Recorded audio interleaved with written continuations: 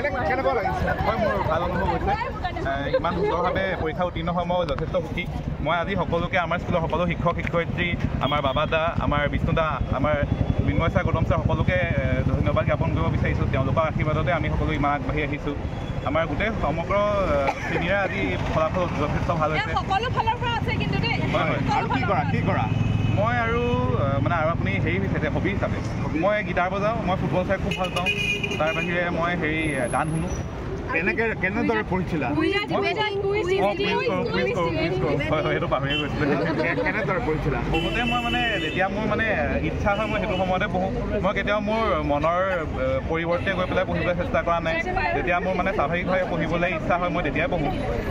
হয়, এতিয়া ভৱিষ্যত পৰিকল্পনা কি আছে? ভৱিষ্যতত মই এতিয়া ছায়েন্স ষ্ট্ৰীমতে পঢ়িব বিচাৰিছোঁ। মোৰ এজন ভাল চিকিৎসক হ'বলৈ আশা আছে।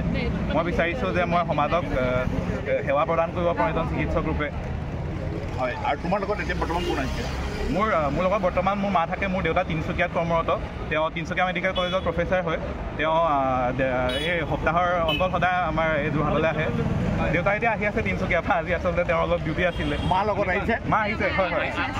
আমি মাতৃৰ পৰা অকণমান জানিব বিচাৰিম কেনেকুৱা লাগিছে? কেনেদৰে পঢ়িছিলে? আপোনাৰ পুত্ৰৰ বিষয়ে যিহেতু ভাল ৰিজাল্ট এটা কৰি পেলাই গৌৰৱ আনিছে যোৰহাটলৈ, কেনেকুৱা? খুবেই ভাল লাগিছে। আমাৰ যোৰহাটলৈ গৌৰৱ আনিছে, স্কুললৈ গৌৰৱ আনিছে।